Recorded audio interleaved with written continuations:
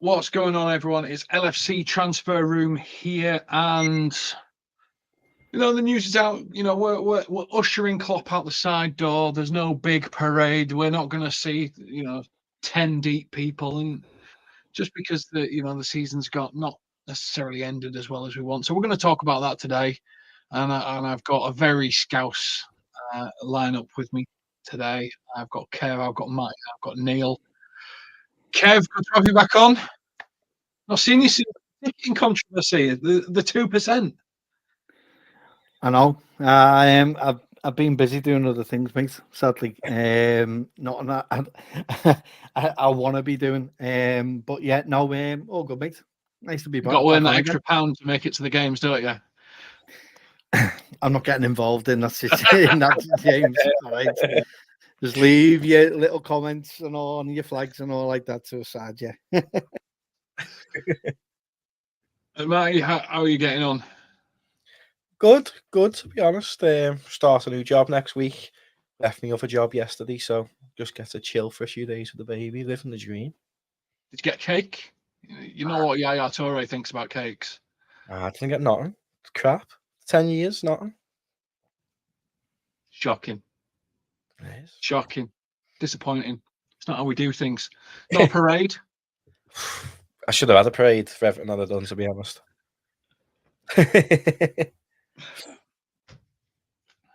Well, Neil, hopefully you've got something more positive. How are things going for yourself? Yeah, not bad. Not bad, thank you. I'm actually getting up for the game on Sunday, so I'm looking forward to that. I've got a few days in Southport, but I've been told that the weather's going to be a bit ropey. But I'm looking forward to it. I was lucky enough to, well, don't know if lucky enough is right. I was at the West Ham game on Saturday, and I'm hoping that I'll be at the Wolves game as well. So I'll get to see a few games before Jurgen goes, which is great.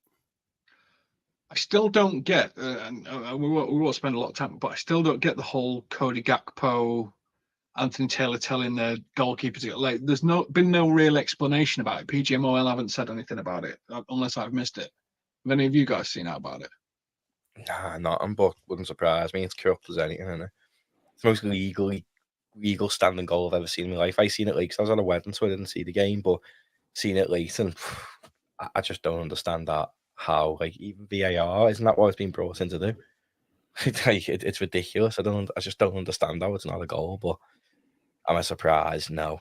If it was Man City, it's sure as hell guaranteed after you'd have a goal. Well, I reckon he put it in. Yeah, that's what he should have goal. Yeah, he should have just put it in the net and then see what happened. But I think Taylor knew that it was about to be,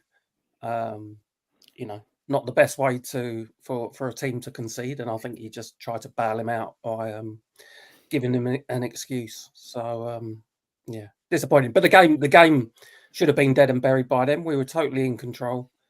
It looked like just a matter of time before we were going to go to into a 2-goal lead. But again, there's a bit of a soft underbelly at the moment, so it was disappointing. Missed a few chances again, and conceded. So disappointing. And Anthony Taylor once again gets that strange 60% Liverpool don't win against him. I think it was you that shared that in the group chat, Kev. Whenever Liverpool play against Anthony Taylor, there's suddenly a mass drop by about 60% in terms of points per game and stuff. His reward crazy, his reward is to do the semi-final of the Champions League tonight alongside a lovely VAR. Who's a legend in the game and does a really good job in David Coots. So it's a fantastic game to be watching tonight if you're watching that. Oh. Who is it tonight? Yeah, PSG and Dortmund. At Dortmund. I think Bayern Munich are going to win that Champions League, you know. You not think Harry Kane's going to miss like 5th penalty and PSG are going to win the first or something? Nah, I just feel like Thomas Tuchel knows how to win in Europe. I think he sets his teams up unbelievably well for European competition. So I'd just be mad if they still let him go after winning in the Champions League. Like, I think they will, but he done it with Chelsea, didn't he? Won in the Champions League with definitely a worse side than what he's got in front of him now. So I think they dominated Real Madrid yesterday, Bayern Munich. Did. We're But going it's to also move on to funny the though first with topic. yeah, Go on. go ahead. No, go. I was going to say we're going to move on to the first topic, which is Klopp's being ushered out the side door. So there's no big parade anymore or anything like that. There's no real plans that have been communicated. So I'm assuming the plan's going to be big last game, big fuss, everything like that. Michael Edwards flicking the V's under his coat like this. Are you content with that level of goodbye, or would you want something a little bit more, Kev? I'll start with you, and we'll go around. What sort of thing would you want to see to sort of end this era? And it is an era. I think he does deserve something. I think the COVID win of the Premier League, we haven't really celebrated that as fans and with the players. I think it's the right call. I think it needs to be done on the pitch. No parade, unless something really drastic happens in the title race. Then I don't see it. Sadly. But having said that, I do hope that we go down the route of trying to do a statue for what he's done at the club, and how he's transformed the club from where it was when it came and to where we are now. You got to thank him a lot for what he's done and achieved. But I think the way our season's gone is basically how it was going to go with Klopp in the end. And sadly, for a lot of fans who won't be there at the Wolves game, if you do fortunately get a ticket, then good luck to you. But I think it's the only way to do it, to be honest, because any other way, I just think it would be a little bit slightly embarrassing, I think, to be honest. But that's just my own personal opinion on it. But, the accomplishments he's done, he deserves a lot more than what will happen for him, sadly. But it's usually the case with our big managers. We didn't do it with Shankly. We didn't do anything big with Paisley. We didn't do nothing with Dalglish. So it kind of fits the bill with the legends of the game who've been at the club, that nothing really does happen with them. It's sad in a way, but that's the way it is. But bring them back and unveil a statue sometime next year, before he mentions he's going back to Dortmund. Some sort of testimonial. I mean, these are the other options we potentially got, Matty, which is we do a testimonial. He's having a year off. We can do one whenever we want. So we can do something with him, invite him to a guest of honour. You could have done something, Jamie Webster, middle of Liverpool, sort of a bit of a concert, a bit of a thank you, something for charity almost. Get people involved. I'm kind of the opinion a parade might be too much. You might be like, no, it definitely needs it. Something I think just on the pitch that only gives 60,000 people the opportunity to say goodbye. I kind of feel like there's more Liverpool fans that want to say it than that can get tickets to Wolves games, because you're going to, again, there's always like the corporate and the tourist fans and stuff in that 60,000. So how many hardcore are you getting? What would your solution be to this? First of all, I can't believe some of the comments about slating Klopp there. Like, I am in disbelief that there's any person who can be a Liverpool fan and say a bad word about Jurgen Klopp. Like, it's bizarre. And with Kev, I think it'd be embarrassing to parade just the League Cup. I think we would have only had the parade had we won like the Prem or even the FA Cup. We probably would have paraded it then, because we did last time. But I know we haven't done it historically, but just for getting us that Premier League, the first title in 30 years, I think something does need to happen for Klopp. And there should be maybe something, I don't know, at St George's Hall. I mean, I know there is a big event on the at Sefton Park the day of the last game of the season, so people who don't get Wolves tickets can go there, and there is a Jurgen Klopp farewell party, but there's nothing about him being there. But I don't see why you can't be there, or St George's Hall or something like that, and there's like a stage, and I mean, Webster's pulled himself away from Boss now to focus on his own stuff, but I think he would make a comeback just for that one gig to send Klopp off, and you'd have like Key Molyneux and stuff like that on the stage, be like a big fan park, and then maybe you could have all the trophies out there, and Jurgen Klopp comes and maybe says a few words to the fans and just enjoys the atmosphere. I think that'd be sound. I don't think that's that embarrassing either, because you can get the trophies out then purely because it's showing the trophies Klopp's won during his time as manager, and you can just make a big event of it. I think he deserves that, to be fair. I don't think it'll happen, but I can't believe that it's not happening. I can't believe someone at Liverpool's not said, like, let's put something on St George's Hall or Sefton Park. There's loads of massive parks in the city. Put a stage on, have like Webster in that playing, and get Klopp to be able to come and say bye to the fans. Basically, I think it'd be amazing. And I wouldn't really care if any other rival fan thought it was cringy or anything either, because I think we do things differently, and you could guarantee in 5-10 years another big club would copy us doing that. So I think it'd be something cool, but I can't see it happening, unfortunately.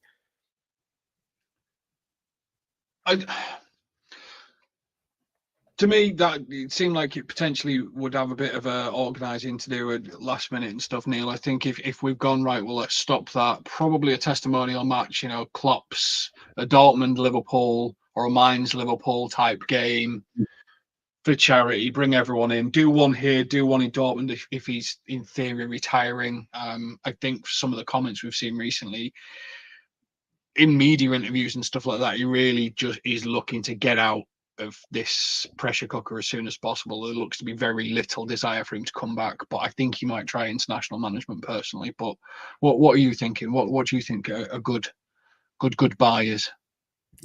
Well, I guess he'll have a number of things. I'm sure the people that he works with, the people around the club, are not going to let him go without something happening. Yeah. So behind the scenes, there's bound to be some celebrations, some thank yous, some meals, like a bit like when Firmino left, he had big meal at the ground. I'd like to see something a bit more significant for the fans, because as one of you rightly said, we didn't get the chance to celebrate winning the league title for the first time in 30 years. He has done so much for the club and around the city. And I do think he deserves a special send-off and a special thank you. The difficulty is choosing the right way to go about that. There are, as we said, you've got options of concerts, you've got options of testimonials, just something so that people can sort of say thank you for what he's done and give him the send-off that he deserves. I'm with all of you on that. I don't think the parade would be the right way to do it. Token of the fans' appreciation needs to be passed on.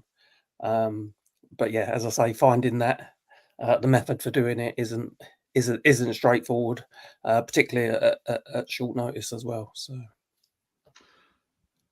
One of the things I had in my head is just an immediacy sort of thing, which is his big vision was getting everyone together at the AXA Training Centre, wasn't it? Which is obviously now called the AXA Training Centre. So whether you're talking about whether there should be a Klopp statue or something like that is probably a big discussion when you talk about Liverpool greats and legends and stuff like that. But actually, that whole vision of getting us all back together in the same place, same training every day, the kids and the adults together and stuff.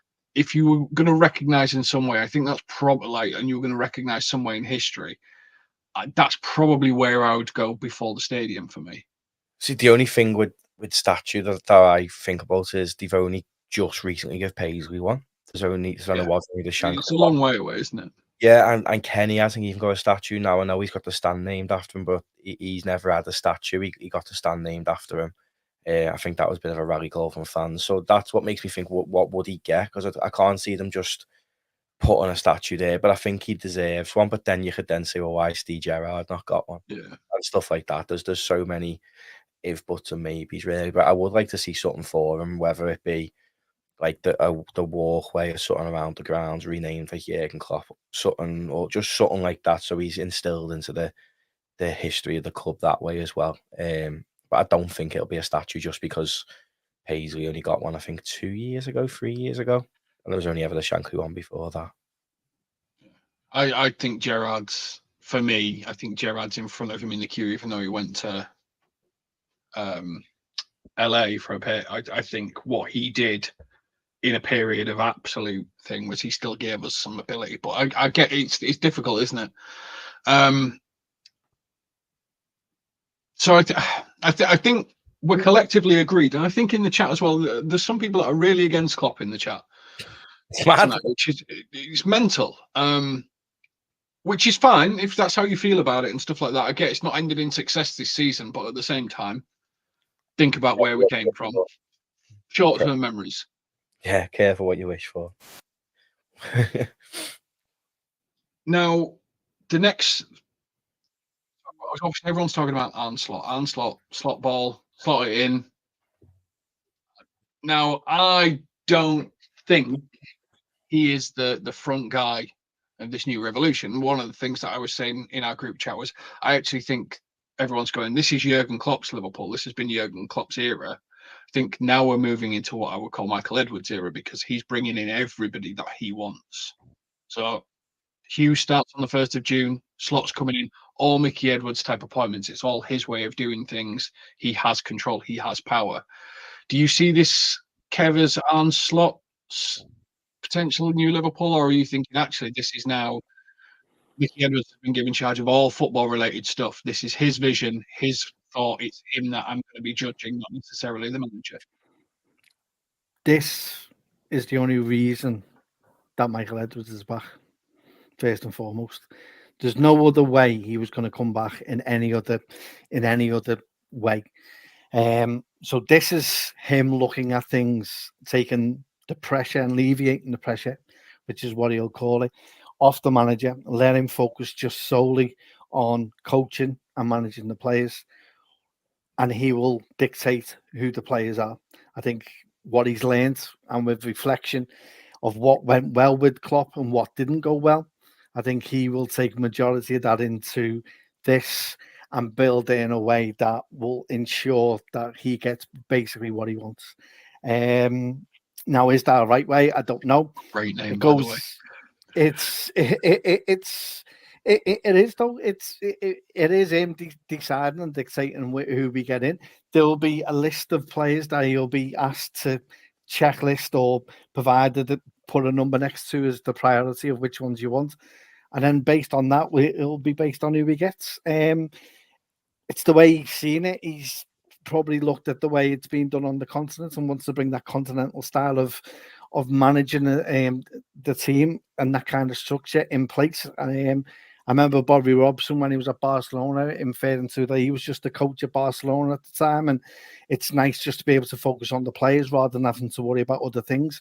Now, whether that fits into what Arne Slot is and is able to do and capable of doing, then that's fine. But the way I see it is he'll just be a yes man, which is kind of what Edwards wants. And personally, for myself, I don't know what the other lads think, but that's the way I see it anyway. Well, we'll see what we can. Let's find out. Neil, I'll come to you next. In terms of this, do you see this as Michael Edwards' revolution? Obviously, he could have gone anywhere, couldn't he? Real Madrid wanted him, Bayern Munich wanted him. I think Man United tried to get him. Chelsea tried to get him. Everyone's tried to get hold of Edwards. He just kept his own business. Suddenly, Liverpool have come back and gone, we'll give you control of everything football related. And he's the manager without having to deal with the players, in essence. Potentially, that's what some people are saying in chat. Yeah, I think Kev, the point Kev made is, I wouldn't say it's a major concern that I've got, but we don't want someone that's, that's just there and is just going to be do as he's told, because that doesn't always work. And I think when you've got the owners that we've got, I think it's important to have a figurehead, and the manager or the head coach, whatever, is going to be the figurehead that is willing to challenge upwards as well. And I think we've probably had that over the past few years. So there's a slight concern about that. I don't feel like it's a revolution, and the reason I don't feel like it's a revolution, I think everything's been done quite methodically. So we got Michael Edwards in place. He wants to get involved in buying another club, etc., and then we got Richard Hughes in place. Once Hughes was in place, we then installed Slot as the coach. But the messages that are coming out, and whether they're true or not, is one of the reasons he's been selected is because his style will suit the players, the current crop of players that we've got. So for me, a lot of thought's gone into it. It's not, I'm going to rip this up and start again from Michael Edwards. It's like, this is a situation that we've got. These are the right people to put in place to take this club to the next level. So I think, it doesn't feel like revolution to me. I may be proved wrong. Slight nagging doubt, as Kev mentioned, that Slot will be a bit of a yes man, but we need to see how it pans out. But as I say, I think the fact that I don't think when clubs appoint managers, you always see so much thought going into, is this manager going to suit the current crop of players? And Spurs have been a really good example of that, where they had managers like Pochettino, Harry Redknapp to a certain extent, that played decent football, and then they get in the likes of Mourinho and Conte, who it was obvious to every football fan that their style of play was not right for that club. But that didn't seem to come into the recruitment process of the manager. So yeah, I feel quite positive because I feel like it's been planned very methodically, and yeah, I'm looking forward to seeing how it works out. You were saying on chat as well, because Slot's bringing someone called something. So he's the Dutch number 2. So I hadn't realised at the time that he's Ronald Koeman's assistant for the Dutch national team, which you would hope would be a positive thing in terms of the Dutch players that we've got, and in particular for Virgil. And in particular for one Dutch player coming back from loan, who I think is the top under 23 centre back we're looking at as well. I think that's probably he's done very well. So if you look at the top ranking defenders in the Bundesliga, I think he's top 5 or 6. So I remember his first match. I think it was a League Cup game against Arsenal, and he looked very weak. And I was like, "Oh, what's going on here?" But he's gradually. I think he had a couple of loans at Preston, didn't he? And then he's just got stronger and stronger and done well in the Bundesliga. So there's the potential that he could be part of the squad next season. People develop at different rates, don't they? I mean, this is the thing. I think people get hung up on 18-year-olds breaking into the first team. Well, all 18-year-olds should break into the first team. And then what were we talking about? Would you rather have Jamie Vardy's career or Harry Kane's career? And everyone's saying, well, Jamie Vardy, and he broke through to, he's playing for Fleetwood at 25. So different people are mature at different rates. Matty, you're in this equation. You're at your Hughes. First day, 1st of June. You come in. Mickey Edwards goes, get it sorted. Go, what's it? He goes, you know what it is. Contracts, signings, sales. What's the first thing on the to-do list? Telling Steve in the chat that he needs to just smile. Honestly, why is he saying if Edward's unfinished business, Edward's going to give Klopp and Linders the middle finger by helping Arnie win 2 titles as soon as possible and make Klopp's 1 title look poor? If Arnie Slot goes and wins 6 titles back to back, still doesn't make Jurgen Klopp look poor. We're going into an era where there's a spending cap coming in as well, by the way, so that'll affect City and all that jazz. But 1st of June, I didn't know what Achterberg was going, so I think we need to go and replace a lot of backroom staff. I've never been his biggest fan. I've always thought keepers have maybe looked a little bit worse usually when they've joined us, bar Alisson, and I think there's it's interesting that Alisson brought Taffarel in, though, isn't it? Yeah, there's a reason he come with him. I've never been Achterberg's biggest fan, to be fair. I've never thought he's that great of a goalkeeping coach. But I might be in a minority, I don't know. But I just feel like a lot of keepers we signed end up getting worse at us. And I think just getting Taffarel spoke volumes. So I'd replace the backroom staff. I'd also... But you need to do that. Hughes, it's your first date. You've got an entire backroom staff to rebuild. You've got months, do you know what I mean? Contracts need renewing. Wait, though, You've got players that need signing. You've got players that you need to get rid of. Yeah, potentially players that you need to re-sign. At the minute, Mickey Edwards also hasn't got said new club to go and buy. So he's probably going to be focused on Liverpool this summer. No, he's giving it to Hughes and he's giving it to you on your first day. What do you do first? First thing I do is, I don't even know, give Trent a new deal and give Virgil a new deal. I think is massive. Give all the lads free season tickets. Trent and Virgil, I think giving them new deals is important. Salah as well. I think getting that year extension is massively important if we do look to keep him for another season, so we don't lose him for free. And then I feel like we need to strengthen. I think we need to get a proper 6, just purely because you never know. With Endo, we could have 3-4 years in him, and if he's performance the level he is, then I'm happy with him. But just with his age, he's not going to get a new deal under us with Michael Edwards. He's got that mad policy of like no contracts over 30, basically. So Go and get a 6. Don't know any out there really. That Wifer from final to 6 in, but I don't really know much about them. To see whether he could step up to Liverpool. Bit worried about buying anyone from the Dutch league because everyone we've bought from the Dutch league recently hasn't exactly made a fantastic step up when coming to us. When you think like Gakpo and stuff. I always say signing a Dutch player, it's a bit like signing a player from the Bundesliga. It's like tossing a coin. Yeah, They're either going to be a world beater or they're going to be. I do think there's certain players on our side that'll improve with Slot. To be fair, I think your Gakpos and that will improve. I think the different formation will help people like Darwin Núñez because he's got that little bit more support going forward and stuff. So I think most importantly, he's going and getting a left centre back. Because doesn't he play with like 3 centre backs and then the right back inverting or something like that? I've seen. He almost plays with 4 centre backs, but one goes more advanced and one inverts a little bit to create a back 3 on attack. But they're all big at the moment. I don't know if, and we'll probably save this for another stream. I don't know if you can go that defensive in the Premier League when clubs play such a low block against us. I think you've got Pep playing the goalkeeper in the back 3. That's what everyone thinks we need to go like a left-sided centre-back or left-backs and things like that, but we just don't know how he's going to set up.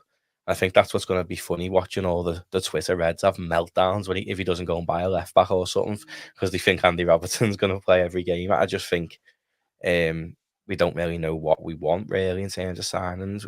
It's what system Slot's going to play under, but I think a left-back is required purely because right-back we're covered. If Trent's not playing, Conor Bradley's more than capable.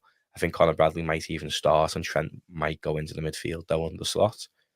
And then if that happens, then you're thinking, well, do we need to go and get a Wifer or something like that from Feyenoord? I don't even know if I'm saying his name right, but I just don't think if Trent's moving into midfield, then you're adding that extra position there as well. So I don't think we need much. I think because of the poor results recently, everyone thinks we need a big, massive rebuild. But 5 weeks ago, we were still we were in Europe, we were competing for the Premier League and stuff. We fell off a cliff, but I just think that the team's just maybe, I don't know, I wouldn't want to say lost motivation because I'd be disappointed in them if that was the case, but I feel like something's went on maybe behind the scenes and it's just dropped massively since then. But it's like running out of steam, isn't it? And it's doing such aggressive sprinting football. And Helio, I wasn't comparing Dutch and Bundesliga football. I was just saying when you sign a player, it's like tossing a coin. And that's what it feels like when I sign a player from those 2 leagues. Kev, you're Hughes. It's day 1. Congratulations. Thank you. Are you doing what Matty's doing? Straight in a room with Trent, Verge and Salah? Or, as some people are saying, sell Salah. Wait there, people selling Canate here. What the bloody hell am I reading here? Sell Canate, Robbo, Costas. Let's just rip out our left side. Diaz and Núñez. So anyone that plays on the left, let's just start the left again. And get eyes. Is that what you're doing, Kev? Season injured. Jesus. No. The first thing and fundamental thing I'm doing is I'm walking around the complex. I'm speaking to the likes of Alex Inglethorpe, finding out what the academy is like at the minute, find out what the gems are, find out where we are standing in that front, so that when it comes to working out what players to get, it doesn't bypass or negate any of those players starting in the first team. Because I do think this is a fundamental time for the academy. I'll be looking at the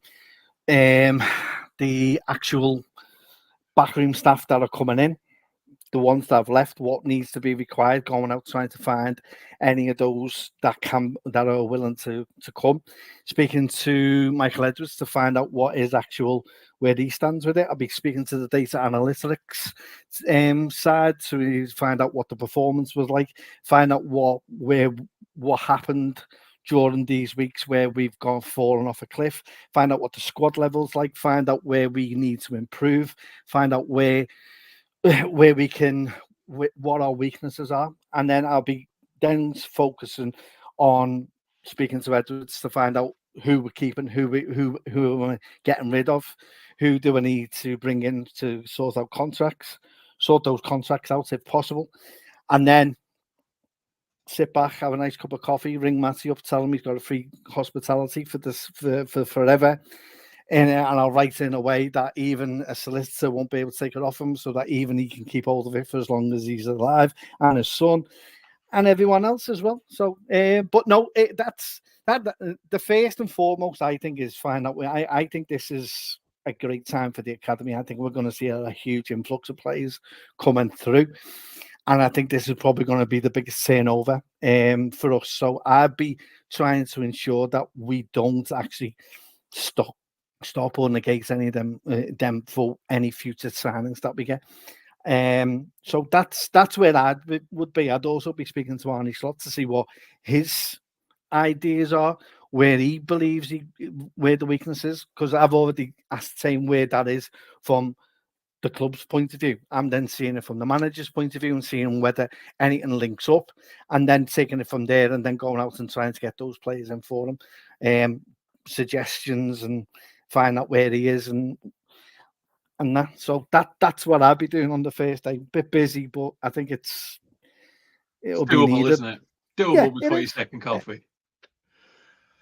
And Neil, we're seeing a lot in the chat. Sell him, sell him, sell him, sell him. And we're seeing a lot of people saying sell these players before the managers had a chance to see them in training. The managers had a chance to see whether they're coachable. The managers had a chance to see whether or not they can do them. And surely Hughes, when he first comes in, yeah, he might get a few calls going. Is Salah available for 150 mil? And he might be like, 150 mil, Edwards? No, we'll get back to you. But you've got to give the manager an opportunity to work with these players, to work out if he thinks they can play his style or not, don't you? Or do you just go, some players just get out, get done? Like Thiago, just get him out. Well, I think he'll be gone before they start on the 1st of July, because I guess his contract will have ended. And then there's the question mark over Matip as well as to what's going to happen with him, because his contract is up, and Adrian. I think what you say is makes sense, that the manager, we're not in need of major resurgery, okay, and stability is also important. So,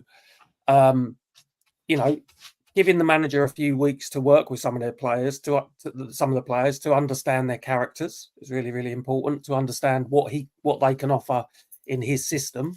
And there might be someone in the squad that we think, oh, actually he's probably surplus to requirements, that he really fancies. So we're not in any dire need to sell anyone very quickly, to raise money to make sure that we're within the PSR rules. So yeah, ideally let the manager work with the players, let him make the judgments. If you've got players saying, look, I don't want to be here anymore, then that's a different kettle of fish, and you look to try and help them move on. But let him have a look at the squad, let him have a pre-season, and then work out which ones you think you can make some money from and reinvest.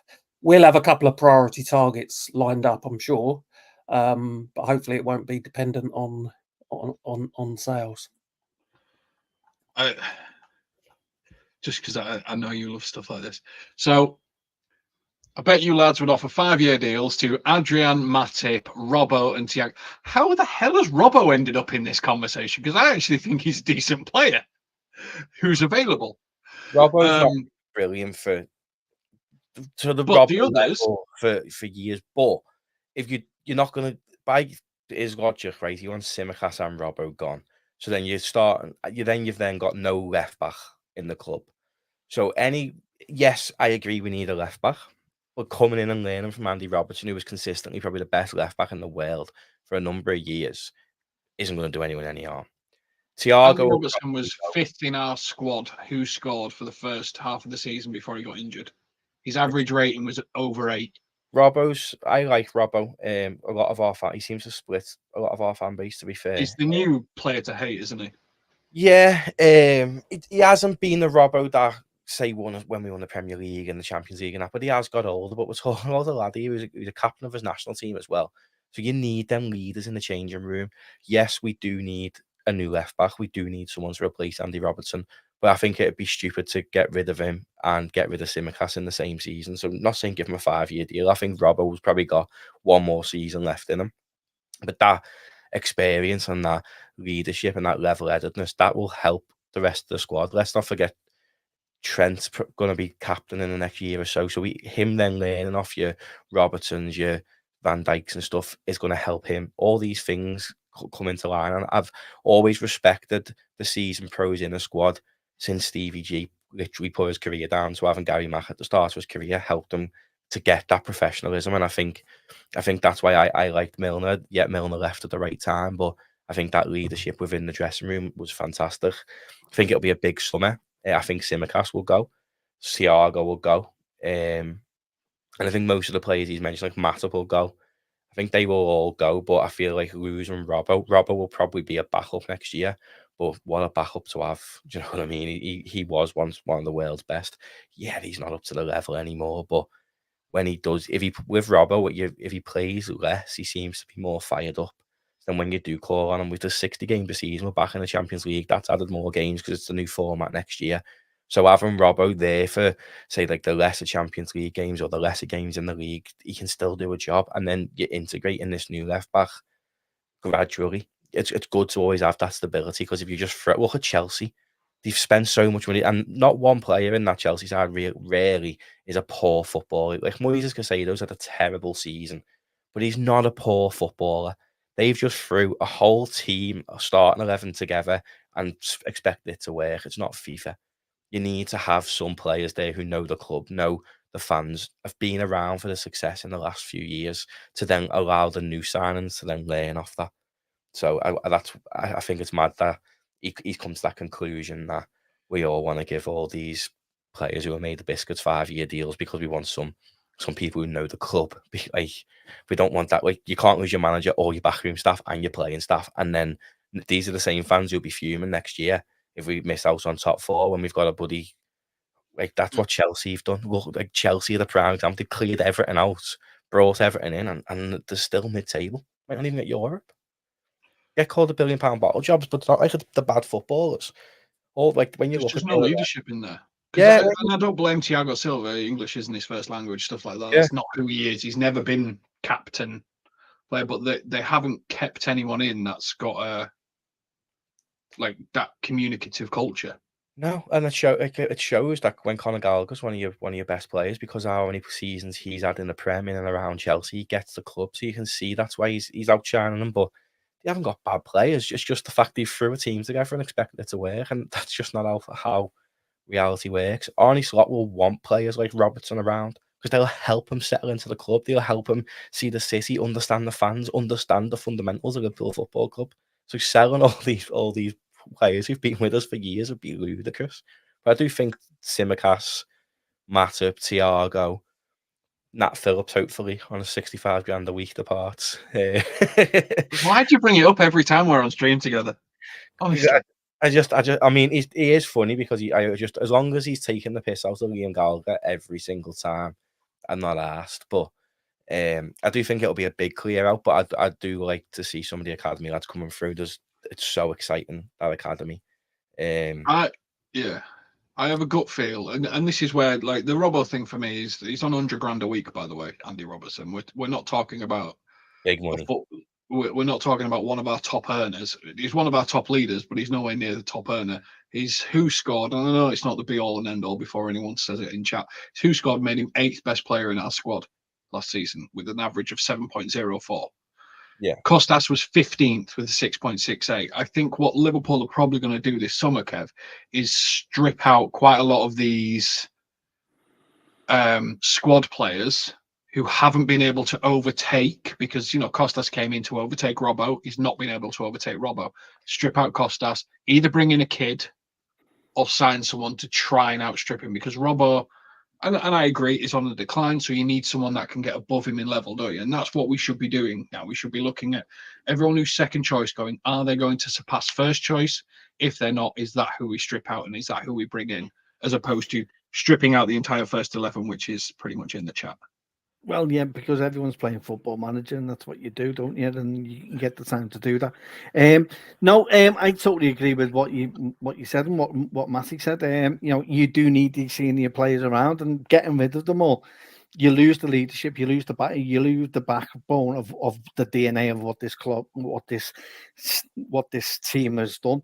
by doing that, you're not helping anyone. You're actually making it worse for the actual manager to get what he wants across to the players, because there's not many leaders who will stand by the manager and will lead with him, because it'll all be the Dutch fellas. And to have the likes of someone who's also a leader of his national side as well, being part of that, that's what you need. Timicus needs to go. All these fringe players, Adrian, another one. Let's get rid of all these players that we know we can upgrade from, and that's where we need to be as from day one. That's what we need to do. Keep hold of certain senior players, but at the same time, get rid of these fringe players that have done absolutely nothing at their time, and look mediocrity in Europa League games this season where they should be standing out and shining.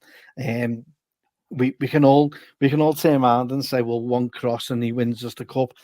That's not enough for a club at Liverpool. That's something for a team medium. It's like a Palace.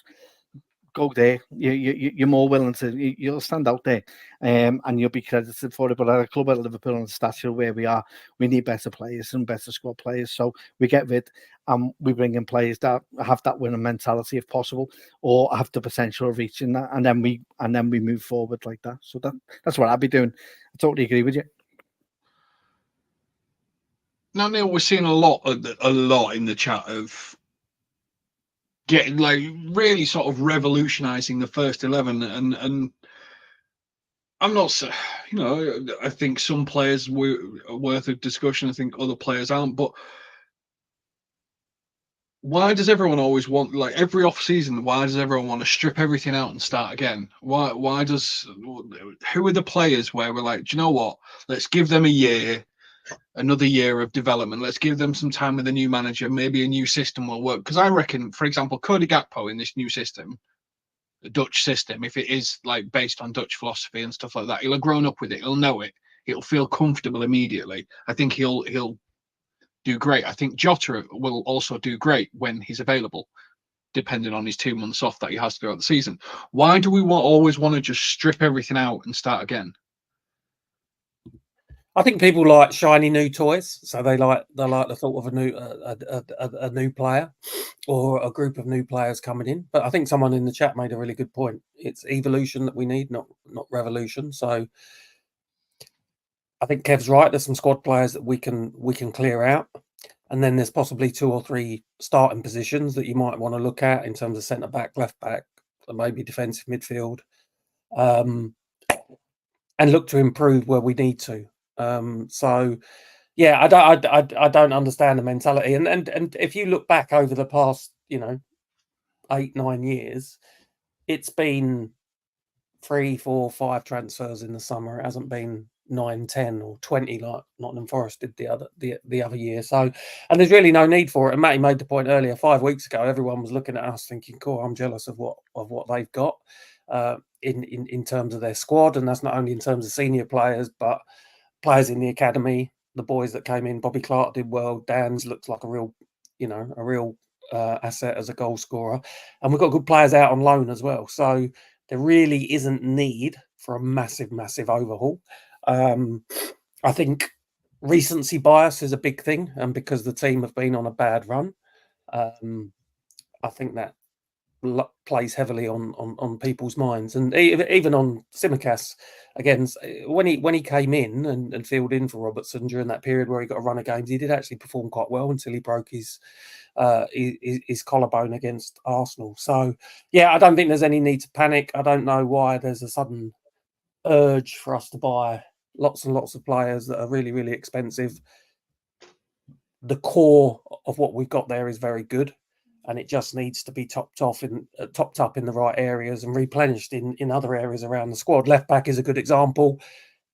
People are saying Tsimikas can go. Does that mean that we then go and sign Anthony Robertson, a Ryan Aït-Nouri to compete with Robbo? But then you've also got to think we've got Owen Beck, who had a really good, successful loan spell at Dundee. Luke Chambers has done well, I think, in his loan spell at Wigan as well. So we need to make sure for those boys that we do think can make it, if we think they can make it, that there's also a pathway into the first team as well. So it needs to be carefully planned, carefully thought out. But yeah, it's running repairs rather than major surgery. I always like the idea that two players are vying to dethrone the major one. One kid, one squad player. And this isn't to say I don't think squad players should be able to play multiple positions. Like Joe Gomez can play multiple positions. And I think when Slot comes in, if he does play that centre back / fullback model, I think Gomez probably is in for a decent amount of games next year. But something that when I was watching Sky Sports, and it's something Daniel Sturridge said, broken clock's right twice a day. He was saying that front threes, and where Liverpool are not working at the moment, is front threes are made up of 2 scoring forwards and 1 support forward. And Liverpool seem to be playing with 2 support forwards because of the lack of conversion and 1 scoring forward, which is why we're not winning games, because when Salah's not scoring, the other 2 on thought process might, because if you think about Firmino, Salah, Mane, 2 scorers, 1 support. Son, Kane, whoever was on the Kuleveski, 2 scorers, 1 support. And it's a really interesting theory about the front threes that 2 of them have to be scorers. And I'm not saying we should get rid of Nunes or Salah or anything like that, because Salah's just not scoring at the moment. Maybe Nunes can be developed into scoring. And unfortunately for me, Jota's not available enough to be classed as your primary front three. I think he is support. Yeah. We're really lacking in that front three another ruthless finisher with a little bit more availability.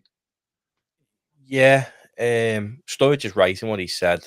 Definitely, I feel like the evolution of the 4-3-3 is that you're pretty much playing with a 10, but having them play 9, and that's your support. And I think Liverpool are one of the founders of this new system through like the Bobby Firmino era and stuff.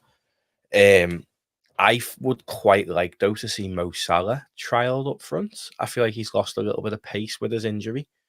If he is staying for a year, and Slot does play with the 4-2-3-1, he'll then have a 10 behind him who can do all the running, and then he's just there to score goals. And to be fair, he's probably our most clinical finisher, bar Jota maybe in the box.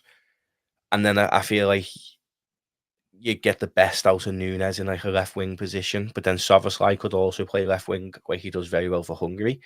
So then you could maybe, if you are looking to sell someone, you could probably, and then it's just really the right wing option that we need to strengthen. I think Doak's going to make that position his own, so you could maybe target a player that's 27, 28, more of an established player, who's then another goal scoring option, and you sort of play with like Salah and a right winger as your goal scoring option, and you have your Szoboszlai or Nunes or whoever on the left wing, really. And I think that's the approach I'd take with it. I mean, I know so many people that I keep seeing in the chat about Isaac. I don't want Isaac myself. I don't think Newcastle would sell him. I think it'd take a lot of money to sell him. They definitely want more than what they've paid for the profit and sustainability. But I don't think I'd have Isaac. I think he's too injury prone. I think there's better options out there. And I don't think Michael Edwards would go and buy an Isaac either. I think he'll go and buy some mad kid for 6 million we've never heard of, who ends up being the next best thing. Like Bobby didn't cost much, Mane didn't cost much, and Salah didn't cost much. So I don't think we'll see anyone like your Isaacs or that who are massive money players coming into Liverpool. But like Tony's comments about promoting Dan's, I think Dan's will get a run out quite a lot next year.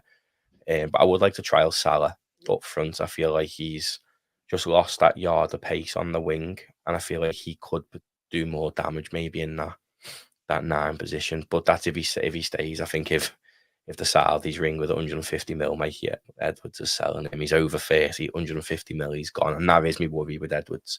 If anyone comes in for our players who are 30 with big money, I'd probably bet that he'd be sold, which is a bit of a worry. Yeah, well, the value decreases every year past 30, doesn't it? Yeah. Apart from maybe a goalkeeper who can play really comfortably. Yeah. So Kev, we've got, everyone's got, promote Dan's, play Beck, play all these different kids coming in, sell all these first team players that, have actually years of experience. seeing as I've got all three of you today, we'll tick this off while we're there, so everyone knows our answer. What do you want to do? What do you want to see Liverpool do? What do you want to see Hughes do? How do you want him to sort of evolve? What do you want to see Slot do? Because you're not going to say 20 signings. Well, I fucking hope not. You might do. Let's see. How do you want to refine evolution, not revolution, this starting 11? So I want 30 new signings next season. No, basically, no, it goes back to what I said on what I do on the first day.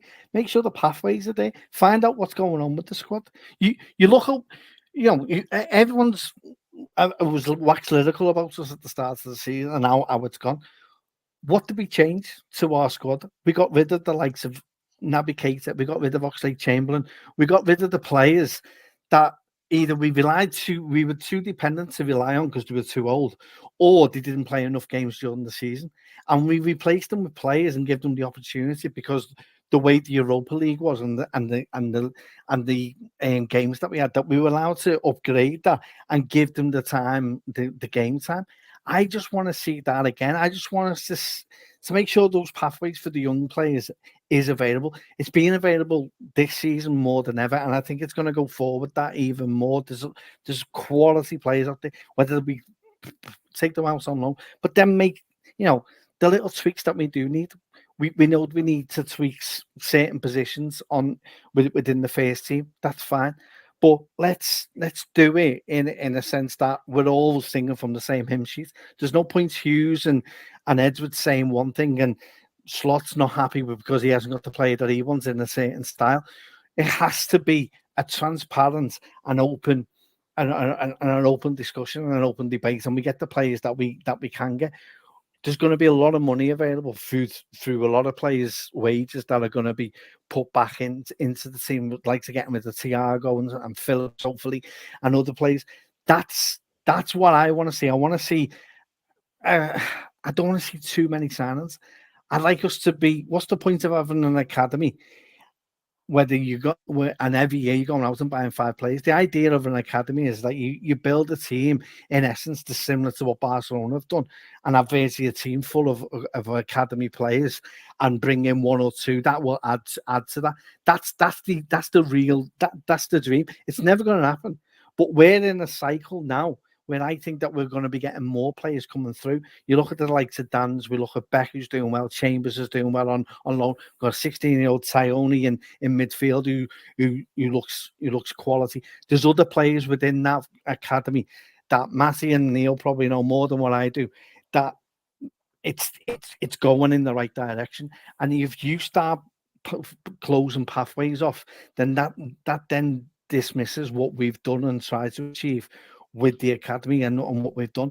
Inglethorpe is a main person to be in discussions with, so that we are all singing from the same hymn sheet, so that those players aren't actually going to be missed, and we then do that. But I'm looking at probably maybe 2, maybe 3 signings, and I think we'll be done before the Euro starts, to be honest, because I there's no point in waiting until the Euro. Give me one area you want one of these 2 or 3 signings. Come on. None of this politician malarkey about academy and pathways. Defense. I ask you a question. James, I'm just letting you know what should happen. I'm trying to put a bit of realism on it rather than let's play fantasy and 2 or 3. And let Matty finish second in the FPL league. Do you know what I mean? I'm not playing fantasy here. You know what I mean? But no, it's that's the way. I'd say more defense. It's predominantly going to be more defense because we don't know what we're doing with our goalkeeper either. Kelleher may be gone. So that's what I'll be doing. And it's not wrong to have a dream of 11 scouts. It's not happening. But that's the whole point. What's the purpose of an academy? It's to bring young players through. And the idea of an academy is to improve your team with those local players. And if you can get a team like Barcelona have done, then that's an accomplishment in itself. I'm not saying it's going to be done, but that's what you work towards. And Steve, just a little point. I don't even think the academy's got 11 scouts starting for it, and we've brought them in from all around the country and all around the world. So it's not just scouts. Exactly, Matty. I think you make an interesting point about goalkeeper, because I do think Kelleher's going to want to go, but I also think we need to start thinking about signing a keeper that can replace Alisson. long term, and I don't think it's Kelleher. I think they'll just use Harvey Davis from the academy, mate. I think they'll use him if Kelleher goes. Then maybe I think they might put Pitaluga in potentially like a League One Championship side for a few Can you years. sign someone with the long-term plan of replacing them, like someone like Banzu at Southampton, who I'm another Irishman who I'm a massive fan of, who's like early 20s, who could end up, 3 years with Alisson, he could be good enough to take over. It's a difficult question because goalkeepers really need to be playing and they don't get rotation options like squad players. But yeah, the keeper who can play because Alisson does get injured. Well, that's the only downside. But I think Kelleher's quite happy being a number 2 at Liverpool, to be honest. Neil, what areas are you thinking? Come on, everyone's on about it in the chat, so we might as well give in to the peer pressure.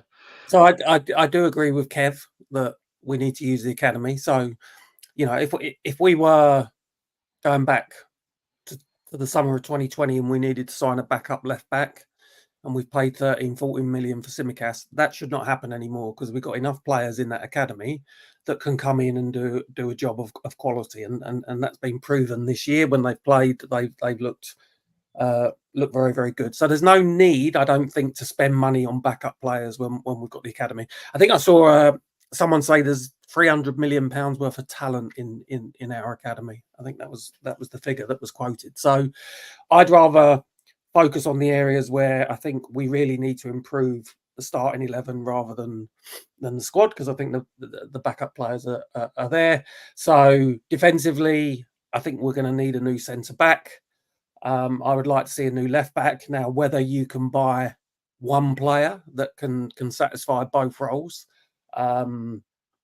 is to be argued. Someone like Nathan Ake at Manchester City does a really good job, whether he plays at centre back or whether he plays at left back. So there's one or two players there. I think a quality defensive midfield player, and that's not to discredit what Endo's done, because I think he was for a period before he went away and when he came back, I thought he was outstanding. But I think he can be a fantastic player to keep in the squad, and will still get a number of starts.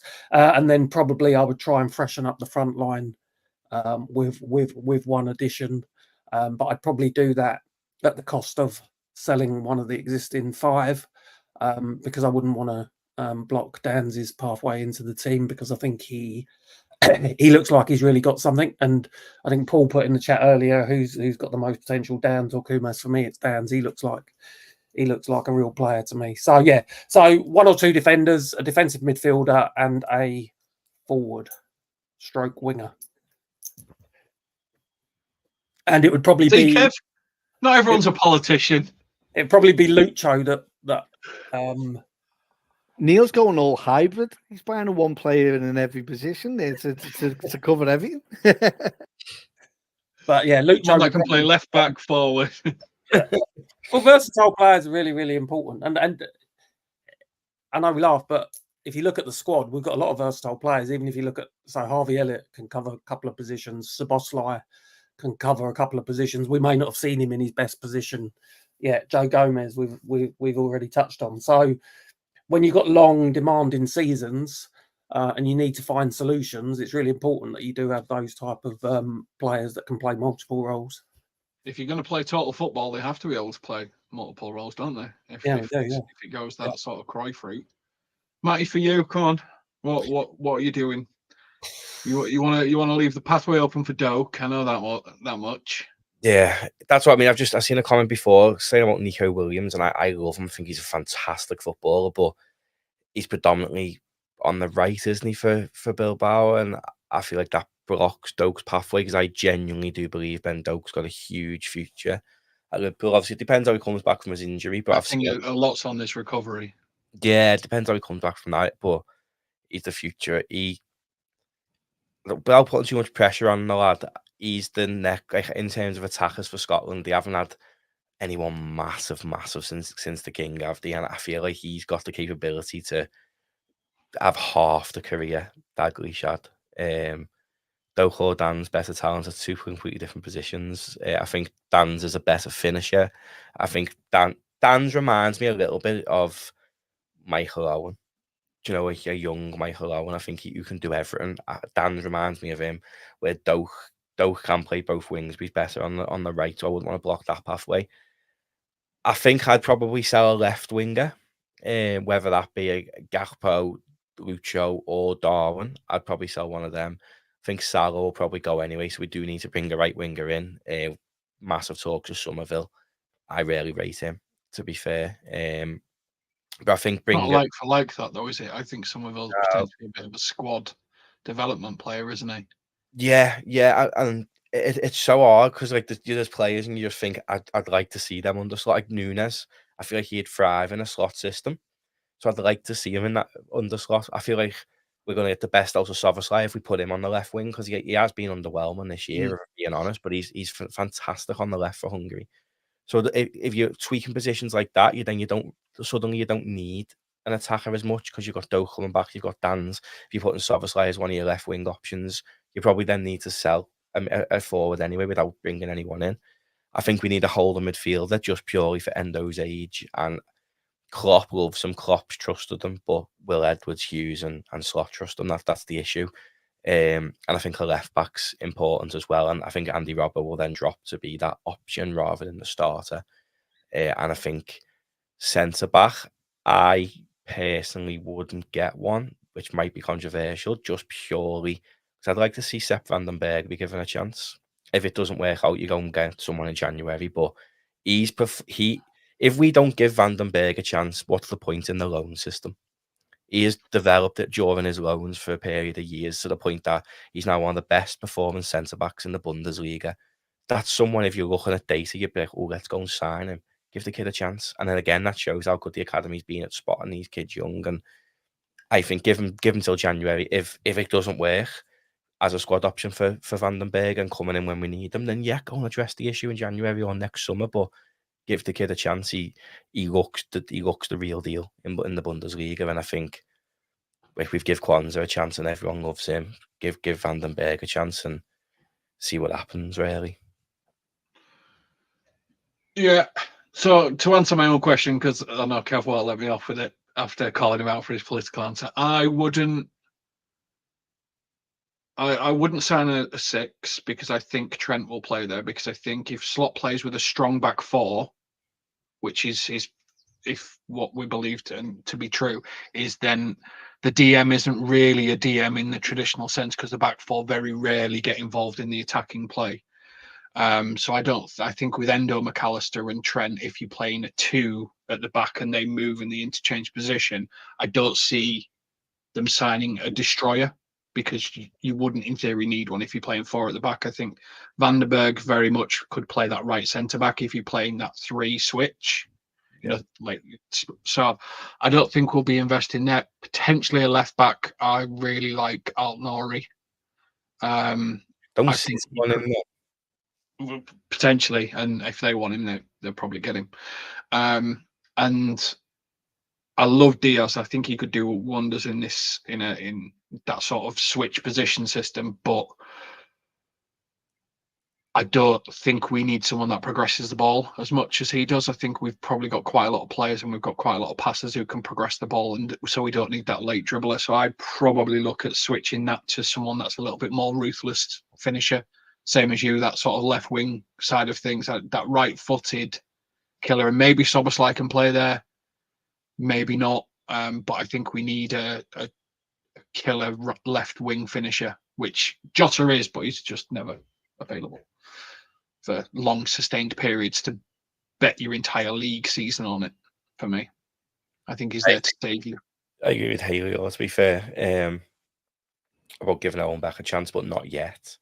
That's why I wouldn't be against. That's why I'm saying, with Robbo, I'm not that bothered, because we have got people like him coming through. Maybe give him a championship loan, because I feel like that's just a little bit more tougher than the Scottish Prem, and then give him a chance next year. Berg's got the pace of a donkey. Berg holds the fastest sprint in Bundesliga.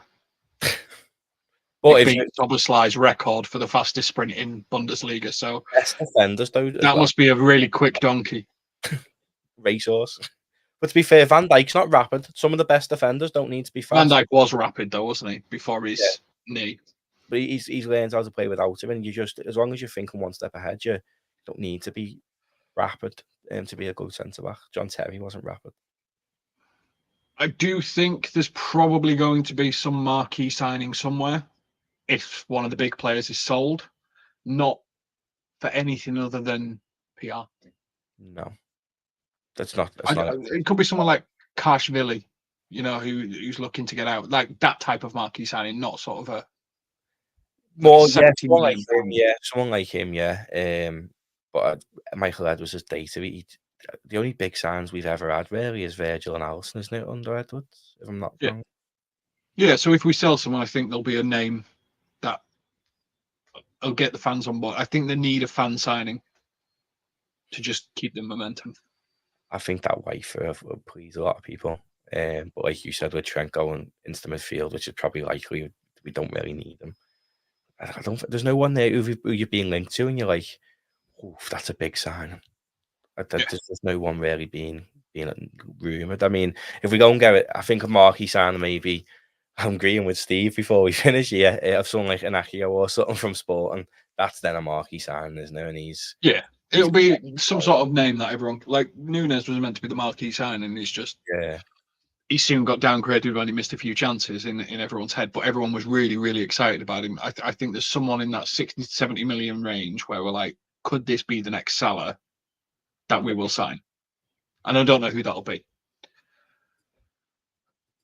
Right, go get Mbappe 2025, 2024, Mbappe 2024. That's where we're gonna sign Mbappe. That's what Kev said. That's what he was talking about.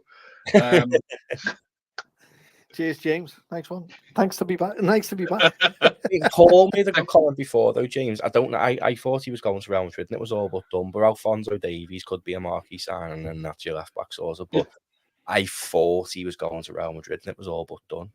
I thought it was all but done. But if someone, because there's rumours that Haaland's unhappy, we know what Real Madrid will roll back what they're going to spend to try and spend on what they actually want, and what they want is big names. Could they look to get rid of Rodrigo? Maybe he could be an option. Yeah. Rodrigo, Valverde was rumoured to be potentially looking like they were going to get rid.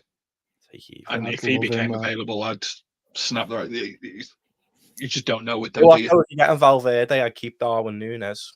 That's for sure. Yeah, definitely. Thank you, everyone in the chat. I'm sorry so many of you want to get rid of everybody.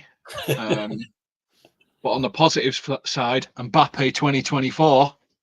Thank you very much to Kev, Matty, and Neil. This is LFC Transfer Room. Make sure you tune in every day at 7:30 when we cover any of the massive news stories that happen when it comes to transfer. And we're going to get linked with a boat ton of players over the next few months, because no one knows what's going to happen. Because if one thing Mickey Edwards is good at, is it's keeping his counsel until that moment he wants to strike. So make sure you tune in every day at 7:30, catch up with the lads, and we'll catch you on the next one. Take care.